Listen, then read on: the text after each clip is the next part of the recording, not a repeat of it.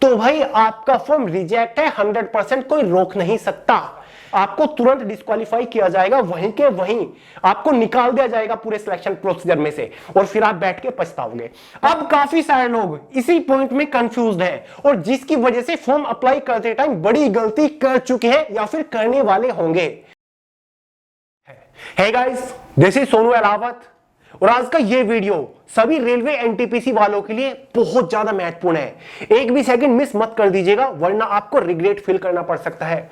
देखिए दोस्तों, 5 ऐसी बड़ी मिस्टेक्स जो कि मैक्सिमम एस्पिरेंट कर चुके हैं, या फिर काफी सारे स्टूडेंट्स करने लग रहे हैं, या फिर करने वाले हैं, जिसकी वजह से आपका फॉर्म 1 सेकंड में रिजेक्ट हो जाएगा। तो यार इस वीडियो में आपको डिटेल से बताने वाला हूं उन सारी 5 गलतियों के बारे में जो कि आपको नहीं करनी, और अगर कर चुके हो तो उसको फटाफट सुधार लीजिएगा, वरना दोस्तों 1 सेकंड भी नहीं लगेगा, एक झटके में फॉर्म रिजेक्ट हो जाएगा और फिर बैठ के पछताओगे। तो चलिए बहुत ज्यादा टाइम वेस्ट नहीं करते, सारी जानकारी आपको स्टेप बाय स्टेप देता हूं।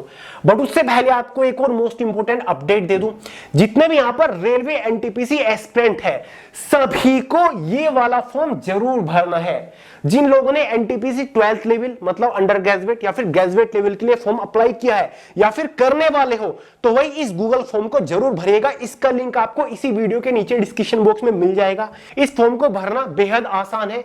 जैसे कि शुरुआत में पूछा गया, which form have you applied, मतलब आपने एनटीपीसी ग्रेजुएट लेवल का फॉर्म भरा है, या फिर एनटीपीसी अंडर ग्रेजुएट लेवल का फॉर्म भरा है, या फिर आपने दोनों भरे हैं, तो यार उसके ऊपर सिंपली टिक कर दीजिएगा।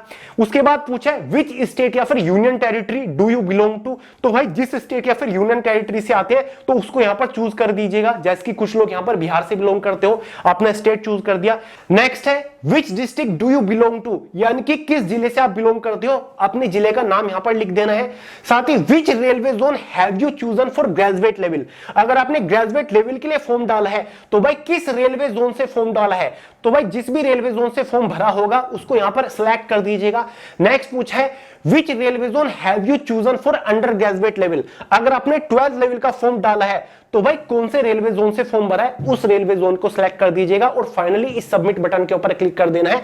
आपका जो ये फॉर्म है सक्सेसफुली सबमिट हो जाएगा। देखिए ये लिखा गया, your response have been recorded. तो दोस्तों रेलवे एनटीपीसी के जोन वाइज फॉर्म फिलअप के सटीक एनालिसिस के लिए इस फॉर्म का जरूर भरिएगा। इसका लिंक वीडियो के नीचे डिस्क्रिप्शन बॉक्स में ही है, और अपने दोस्तों के साथ भी शेयर कर दीजिएगा। तो चलिए अब फाइनली बात करते हैं उन 5 बड़ी गलतियों के बारे में जिसकी वजह से काफी सारे स्टूडेंट्स के फॉर्म रिजेक्ट होने की कगार पर है। देखिए दोस्तों, ये तो आप सभी को पता होगा, एनटीपीसी ग्रेजुएट लेवल और अंडर ग्रेजुएट लेवल के फिलहाल फॉर्म भरे जा रहे हैं। अंडर ग्रेजुएट मतलब 12th लेवल की वैकेंसी की फॉर्म की जो आखिरी तारीख है वो 20 अक्टूबर 2024 रखी गई है। टोटल वैकेंसी आपकी 3445 है। वेट मत करिए, फटाफट फॉर्म अप्लाई कर दीजिए। जितना टाइम नजदीक लगता चला जाएगा उतना ही रश होता चला जाएगा। साथ ही दोस्तों ग्रेजुएट लेवल की वैकेंसी की फॉर्म की आखिरी तारीख तो 13 अक्टूबर ही है। 3-4 दिन ही आपके पास बचे हैं।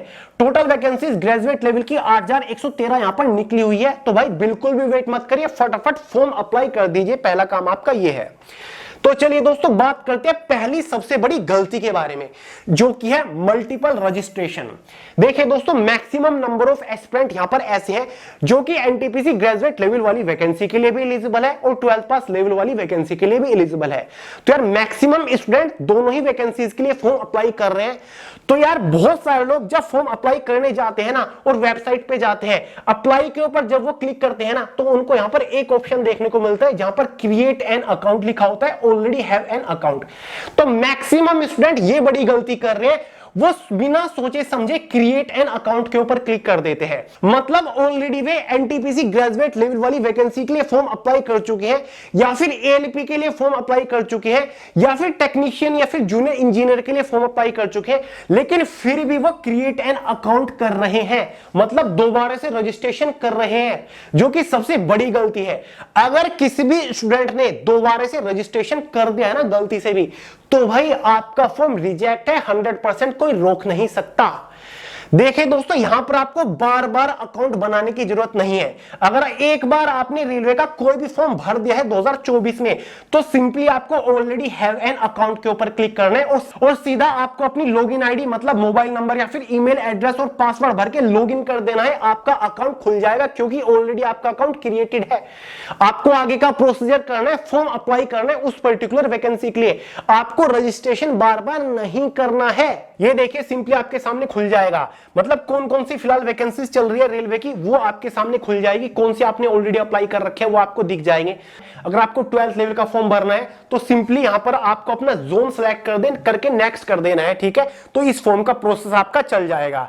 एक और पॉइंट को यहां पर मैं हाईलाइट करना चाहूंगा। अगर आप ऑलरेडी खुद फॉर्म अप्लाई कर चुके हैं या फिर आपने कहीं बाहर साइबर कैफे पे फॉर्म अप्लाई करा है, तो भाई एक बार लॉगिन करके फॉर्म का स्टेटस जरूर चेकआउट कर लीजिएगा। लॉगिन करने के बाद ऊपर रिबन पर आपको general instructions, online application history दिखेगा। तो एप्लीकेशन हिस्ट्री के ऊपर क्लिक करिएगा तो भाई आपको अपनी एप्लीकेशन फॉर्म का पूरा स्टेटस यहां पर दिख जाएगा कि भाई रेलवे के कौन कौन से फॉर्म आपने भरे हैं, उसका स्टेटस क्या है, एप्लीकेशन स्टेटस डन है या फिर मॉडिफिकेशन स्टेटस में है। जैसे कि यहां पर पेमेंट अभी पेंडिंग है तो यहां पर दिखा दिया पेमेंट पेंडिंग और यहां से पे करके पेमेंट वेरीफाई हो जाएगी। फिर यहां से आप एप्लीकेशन व्यू देख सकते हो, सारी जानकारी ठीक है फिर नहीं है, क्लियर है।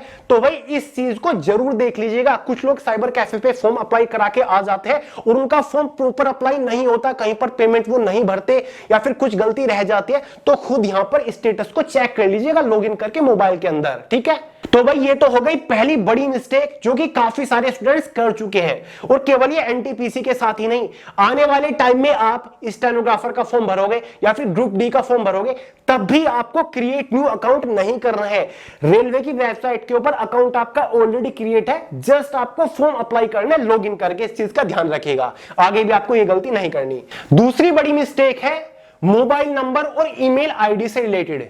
काफी सारे लोग फॉर्म अप्लाई करते टाइम ऐसा मोबाइल नंबर या फिर ईमेल आईडी दे देते हैं जो कि फ्यूचर में एक्टिव नहीं रहते या फिर फ्यूचर में उस मोबाइल नंबर में रिचार्ज नहीं कराते, जिसकी वजह से आपको कोई भी अपडेट नहीं मिलेगा। तो भाई अगर आप फॉर्म अप्लाई करते टाइम मोबाइल नंबर दे चुके हैं तो यार वो आपको एक्टिव रखना पड़ेगा लास्ट टाइम तक, जब तक आपका फाइनल सिलेक्शन नहीं हो जाता। क्योंकि छोटे से छोटे अपडेट रेलवे हमेशा आपके मोबाइल नंबर और ईमेल आईडी पर ही देगा। तो भाई आपको प्रॉपर रिचार्ज कराते रहना पड़ेगा। और अगर आपने गलती से किसी और का नंबर दे दिया है और आप सोच रहे हो कि फॉर्म मॉडिफिकेशन के टाइम पर मैं मोबाइल नंबर या फिर ईमेल आईडी चेंज कर दूंगा, तो आप ऐसा नहीं कर सकते। फॉर्म मॉडिफिकेशन में आप मोबाइल नंबर और ईमेल एड्रेस को चेंज नहीं कर सकते, ये एज इट इज रहेगा। तीसरी बड़ी मिस्टेक है एग्जाम की लैंग्वेज प्रेफरेंस से रिलेटेड। काफी सारे लोग अभी तक इसको समझ ही नहीं पाए, तो चलिए मैं आपको समझा देता हूं। देखिए दोस्तों, जब आप इसका ऑनलाइन फॉर्म अप्लाई कर रहे होंगे ना, तो भाई आपके एग्जाम का मीडियम यहां पर पूछा जाएगा कि भाई आप अपना एग्जाम किस लैंग्वेज में देना चाहते हो। स्क्रीन के ऊपर आपको किस लैंग्वेज में क्वेश्चंस दिखेंगे। देखिए दोस्तों, यहां पर आपको 13 रीजनल लैंग्वेजेस भी देखने को मिलेगी, जैसे कि आपकी आसमी हो गई, बंगाली हो गई, गुजराती, कन्नड़ा, कोंकणी, मलयालम, मणिपुरी, मराठी और भी काफी सारी रीजनल लैंग्वेजेस हैं, ठीक है। यहां पर लिखा हुआ है कि भाई हिंदी और इंग्लिश के अलावा आपको 13 रीजनल लैंग्वेजेस मिलेंगी। अब काफी सारे लोग इसी पॉइंट में कंफ्यूज्ड हैं और जिसकी वजह से फॉर्म अप्लाई करते टाइम बड़ी गलती कर चुके हैं या फिर करने वाले होंगे। मैक्सिमम स्टूडेंट्स क्या सोच रहे हैं कि भाई हिंदी और इंग्लिश लैंग्वेज तो है ही, इसके अलावा हमें एक और रीजनल लैंग्वेज चूज करनी है। वो बिना सोचे समझे अपने राज्य की कोई भी रीजनल लैंग्वेज चूज कर देते हैं, फिर चाहे उनको उस लैंग्वेज की अच्छे से समझ ना हो, क्योंकि वो तो सोचते हैं कि यार हिंदी और इंग्लिश लैंग्वेज तो है ही, जबकि ऐसा नहीं है। डिफॉल्ट लैंग्वेज इंग्लिश है आपके पेपर की, उसके अलावा आपको या तो ये 13 रीजनल लैंग्वेज चूज करनी है या फिर हिंदी चूज करनी है। हिंदी डिफॉल्ट लैंग्वेज नहीं है दोस्तों, हिंदी और या फिर ये 13 आपको रीजनल लैंग्वेज चूज करनी है इंग्लिश के अलावा। ये तो आपकी रहेगी, पेपर इंग्लिश में रहेगा, ठीक है। तो भाई हिंदी भी आपकी यहां पर ऑप्शन में है, ठीक है। या तो हिंदी चूज कर लो, हिंदी चूज करोगे तो फिर कोई रीजनल लैंग्वेज चूज करने का आपको मौका नहीं मिलेगा, या फिर हिंदी के अलावा कोई अपने स्टेट की रीजनल लैंग्वेज चूज कर सकते हो जिसमें आप ज्यादा कंफर्टेबल हो इन कंपैरिजन ऑफ हिंदी। अगर आप हिंदी में ज्यादा कंफर्टेबल हो तो आंख बंद करके इंग्लिश के साथ हिंदी को चूज कर लीजिएगा, ठीक है। तो भाई डिफॉल्ट लैंग्वेज केवल इंग्लिश है, समझ गए इतना। अब दोस्तों ऐसा भी नहीं है कि अगर आपने अपने एग्जाम की लैंग्वेज हिंदी चूज कर ली तो टाइपिंग टेस्ट भी आपको हिंदी में ही देना होगा। टाइपिंग टेस्ट की अलग लैंग्वेज प्रेफरेंस मांगी जाती है जब आप फॉर्म भरते हो, ठीक है। फिर चाहे आप एग्जाम में हिंदी चूज करो या फिर इंग्लिश लैंग्वेज चूज करो या फिर कोई भी रीजनल लैंग्वेज चूज करो, टाइपिंग टेस्ट आप किसी भी लैंग्वेज में दे सकते हो, या हिंदी या फिर इंग्लिश, उसकी प्रेफरेंस आपको अलग देनी है फॉर्म भरते टाइम। क्लियर है, समझ गए? तो भाई ये है लैंग्वेज प्रेफरेंस से रिलेटेड फंडा। डाउट नंबर 4 है डिफरेंट रेलवे जोन से रिलेटेड। अब जो लोग रेलवे एनटीपीसी ग्रेजुएट लेवल का फॉर्म अप्लाई कर चुके हैं और 12th लेवल का फॉर्म अप्लाई करना चाहते हैं, बहुत सारे स्टूडेंट कंफ्यूजन में है कि क्या सेम ही जोन से फॉर्म अप्लाई करना होता है या फिर हम अलग जोन भी चूज कर सकते हैं। देखिए दोस्तों, जिन लोग को पता है, जो पहले भी एग्जाम दे चुके हैं या फिर जो वीडियोस वगैरह बहुत सारी देखते हैं, उनको तो पता होगा, लेकिन यार जो नए स्टूडेंट्स हैं उनको नहीं पता होता। क्लियर है? तो भाई देखिए, आप अलग अलग रेलवे जोन चूज कर सकते हो। मान के चलिए ग्रेजुएट लेवल का फॉर्म आपने प्रयागराज जोन से भर दिया, आप 12th लेवल वाला form Bangalore zone, Bhopal zone, Guwahati zone से भर सकते हो। दोनों के रेलवे जोन अलग अलग हो सकते हैं, जरूरी नहीं कि आप एक ही रेलवे जोन से फॉर्म भरो, दोनों के रेलवे जोन अलग हो सकते हैं। समझ गए? 5वां बड़ा डाउट है कैटेगरी एंड सर्टिफिकेट से रिलेटेड। ये तो बहुत मेजर डाउट है, ठीक है। ये आपको डिस्क्वालीफाई करा सकता है सिलेक्शन प्रोसीजर के किसी भी स्टेज पे। कैटेगरी मतलब देखिए दोस्तों, फॉर्म भरते टाइम आप अपनी कैटेगरी चूज कर देते हो कि भाई मैं जनरल कैटेगरी से बिलोंग करता हूं, मैं OBC, ST, SC, EWS category से बिलोंग करता हूं। क्लियर है? डॉक्यूमेंट वेरिफिकेशन के टाइम पर आपको सर्टिफिकेट दिखाना होगा, ठीक है। और जो आपका सर्टिफिकेट है, ग्रेजुएट लेवल का जो सर्टिफिकेट है, वो 13 अक्टूबर से पहले का बना होना चाहिए, एससी, एसटी या फिर ओबीसी का। क्लियर है? और जो आपकी अंडर ग्रेजुएट है, ठीक है, अंडर ग्रेजुएट लेवल की वैकेंसी है, उसका सर्टिफिकेट 20 अक्टूबर से पहले का बना होना चाहिए। क्लियर है? डॉक्यूमेंट वेरिफिकेशन में चीज देखी जाएगी। क्लियर है? देखिए दोस्तों, अगर आप इस डेट से पहले का सर्टिफिकेट प्रोड्यूस नहीं कर पाए डॉक्यूमेंट वेरिफिकेशन में, तो आपको डिस्क्वालीफाई किया जाएगा। ये मत सोचिएगा कि भाई मैं ओबीसी, एसटी, एससी से बिलोंग करता हूं, डॉक्यूमेंट अगर मैं नहीं दे पाया अपनी कैटेगरी का तो मुझे जनरल कैटेगरी के अंदर भेज दिया जाएगा। नहीं भेजा जाएगा, आपको तुरंत डिस्क्वालीफाई किया जाएगा, वहीं के वहीं आपको निकाल दिया जाएगा पूरे सिलेक्शन प्रोसीजर में से, और फिर आप बैठ के पछताओगे। काफी सारे लोग यही गलती कर रहे हैं। अब तो जोश जोश में एसटी, एससी, ओबीसी चूज कर दे रहे हैं और सोच रहे हैं कि मेरा सर्टिफिकेट बन के आ जाएगा। गवर्नमेंट प्रोसीजर है, टाइम लग सकता है। अगर डॉक्यूमेंट नहीं बनाना और इन डेट के बाद का डॉक्यूमेंट आप डॉक्यूमेंट वेरिफिकेशन में दिखा रहे हो तो आपको डिस्क्वालीफाई किया जाएगा। तो भाई अभी भी टाइम है, अगर गलती कर चुके हो ना तो अपनी कैटेगरी को आप स्विच कर सकते हो। एसटी, एससी, ओबीसी वाले जनरल कैटेगरी में आ सकते हैं, ओबीसी वाले एसटी कैटेगरी में, एससी कैटेगरी में जा सकते हैं, ठीक है। एसटी, एससी वाले ओबीसी में या फिर जनरल कैटेगरी में आ सकते हैं, ठीक है। अगर गलती से कुछ भी कैटेगरी में मिस्टेक हो गई है, आपने गलती कर दी है कैटेगरी चूज करने में, जल्दबाजी में या फिर कैसे भी, ठीक है, ना समझी में, तो कर सकते हो। फॉर्म मॉडिफिकेशन की विंडो खुलेगी फॉर्म की लास्ट डेट के बाद, वहां पर आपको एक्स्ट्रा चार्ज देना होगा। फॉर्म मॉडिफिकेशन का चार्ज कितना होता है? 250 रुपए होता है। लेकिन अगर आपको कैटेगरी बदलनी है, अपनी जनरल, ओबीसी, एसटी, एससी को चेंज करना है, एसटी, एससी वालों को जनरल में आना है या फिर जनरल वालों को एसटी, एससी, ओबीसी में जाना है, तो भाई आपको एक्स्ट्रा 250 रुपए देने पड़ेंगे, ठीक है। इस चार्ज के अलावा आपको कैटेगरी चेंज करने के लिए 250 रुपए अलग से देने पड़ेंगे। तो यहां पर आपका चार्ज कितना हो गया? 500 रुपए हो गया फॉर्म मॉडिफिकेशन का। लेकिन हाँ, क्या फिलहाल कर सकते हो ये मॉडिफिकेशन।